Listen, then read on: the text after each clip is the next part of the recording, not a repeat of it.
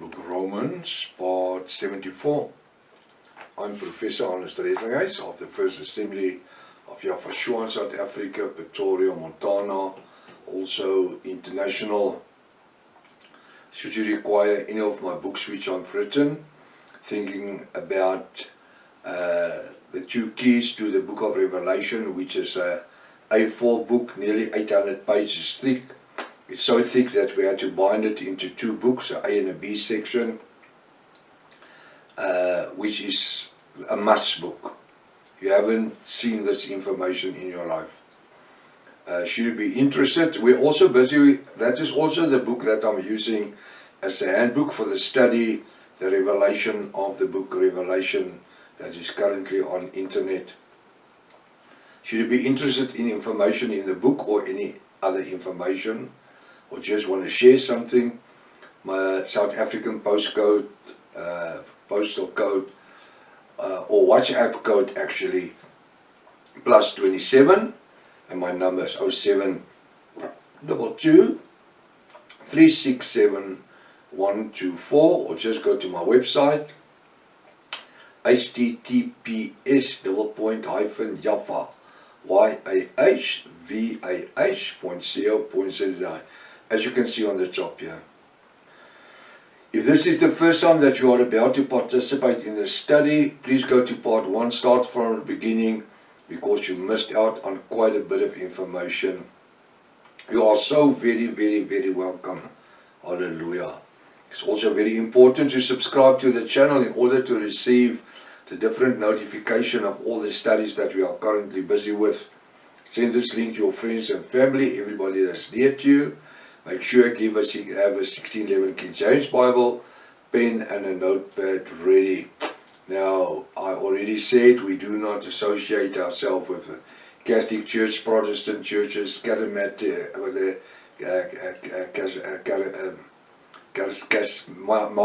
churches. We do not associate with any religion. We are part of a bride of a Bible study group that is functioning worldwide. Hallelujah. The word is charismats. For one moment my tongue was knotting. Protestant churches and charismats. We are using the original 1860 restoration of the original Sacred Name Bible, the Rotterdam version, and we are using the names as I'm using it in the study. Should you have any more questions, you can ask me and I will contact and I will speak to you. Welcome to Breakfast with Prof. Hannes. I trust that this study is going to be a blessing unto you. In the name above every other name, the name Yahvashua. Hallelujah. We are to continue where we left off yesterday morning, the book Romans, chapter 6. And again, look at the figurative speech. And here in this chapter is a massive amount of figurative speech. Now it says in Romans 6 verse 3, I'm just going to use verse 3 just as a jumping board to get to verse 4. Know ye not that so many of us as were baptized or immersed into Yahvashua were baptized or immersed into his death, that is capital H. Verse 4. Therefore, we are buried with him capital H. So when we immerse people,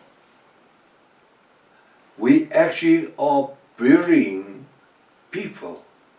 Therefore you are buried with him, laid to rest by baptism or immersing into death. Yahvashua were buried how many times? Once. And he rose. So when we immerse people, we immerse them once in the name of Yahvashua for the remission of their sins. It's not Father, Son, Holy Spirit. Now it says, therefore are we buried with him by baptism into death, that like as Yahvashua was raised up from the dead by the glory of the Father, glory capital G of the Father, even so we also should walk in newness, that newness, capital N, of life, capital L. Ay, ay, ay, ay, ay. Do you see how easy does the Bible read when we have these capital letters in different places? Therefore, we are buried with Him by baptism into death. So it's a spiritual thing. Spiritually, the old person of sin that came to repentance, meaning when I say I came to repentance, I died for my sin in my own life. I do not want to do it anymore. Where Yahweh through His death and resurrection has redeemed me, I need to die for my sin. I need to walk away from it. I need to ignore it. I do not need to cherish it anymore. Therefore we are buried with Him, Yahushua, by that baptism into death. That like as Yahushua was raised up from the dead, by the glory of the Father, even so we also should walk in newness of life. So when we immerse the person, the old person of sin goes into a water grave, and as Yahushua raised, so we even rise from a water grave. And nobody can tell me I was a rapist or a child molester or whatever, a thief. No, that person is buried.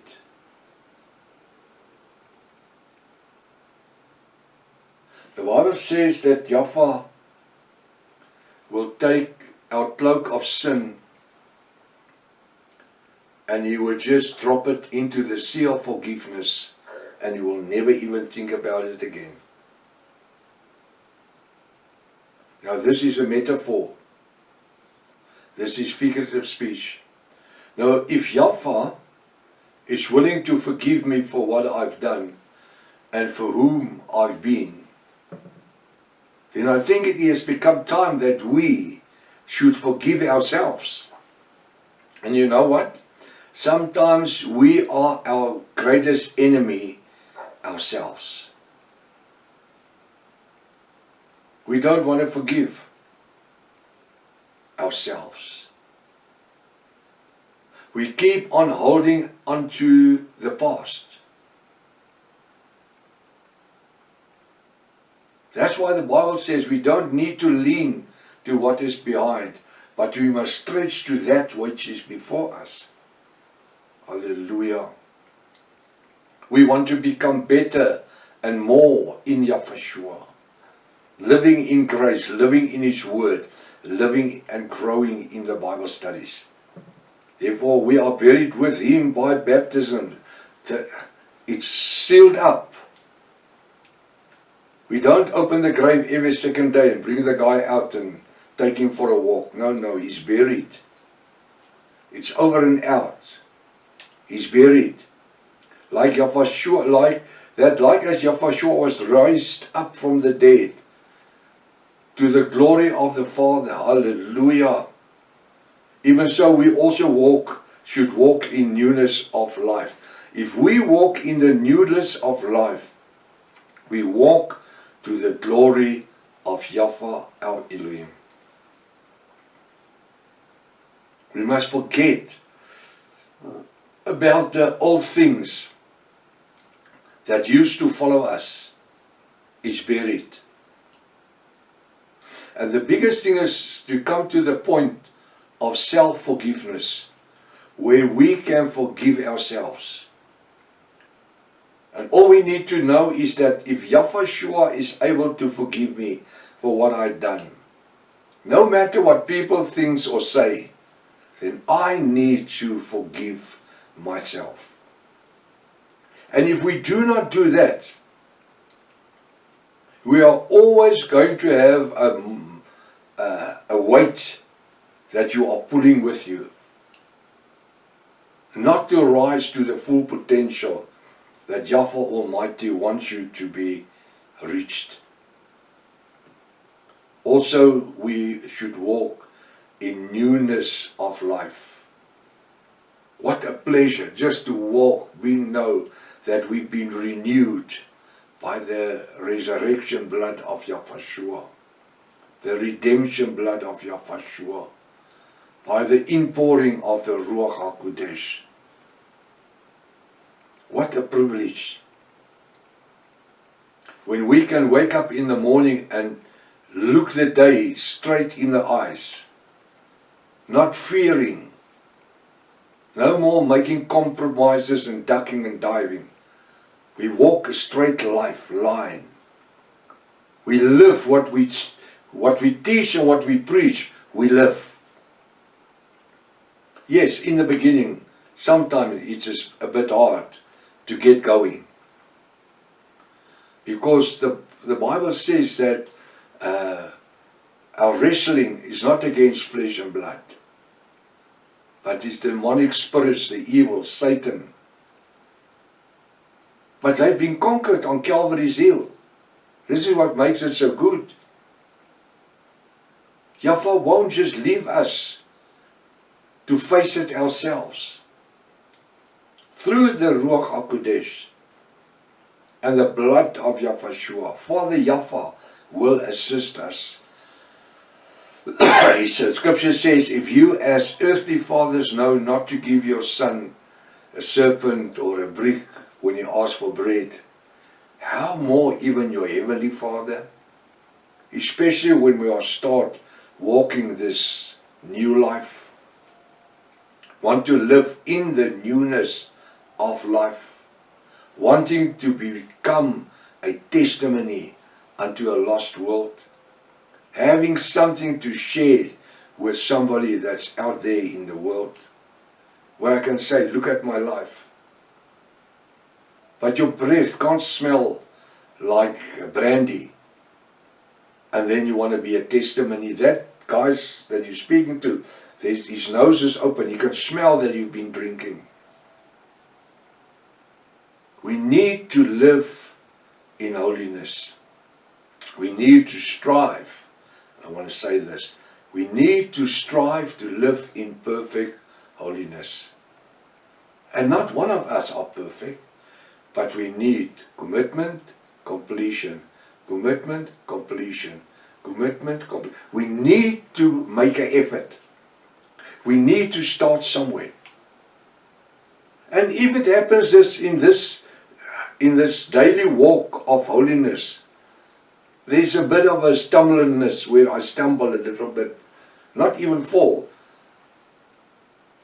That's where a father, when your child for the first time is going to give a couple of steps, you don't just leave him to walk and fall and bump his head. You hold his hands, you guide him. And the same with Yahweh our Elohim. He will not let you hurt yourself. He won't give you more than you can carry yourself. Because now we are dead by the glory of our Father Yahweh, our Elohim. And so, we also should walk in newness of life. We have to. That is the beginning. And as we continue in this spiritual walk of laying off every day, living more closely in holiness. And this is what Apostle Paul says, it's like an athlete running the race. Not to come second or third. Because the first guy that comes second, he's actually the first loser. They can give him a silver medal. That doesn't mean anything. It's just to smooth his conscience. The one that has the gold is the one that reaches. The one that stands in the middle of the podium is the winner. That's the winner. And that's what we need to strive for. It's for gold spiritually. We run this race not just to participate, just to be part of it. No, no, no, no. Yahweh has called us in this gospel of salvation, in the revelation names of Yahweh, to be a bold testimony unto a lost world there. Preaching and teaching the gospel of salvation, of life, unto people who are seeking for the everlasting truth.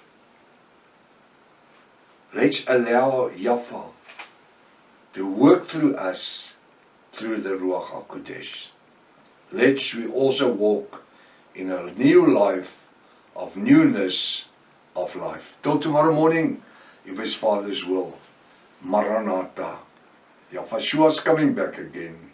Hallelujah.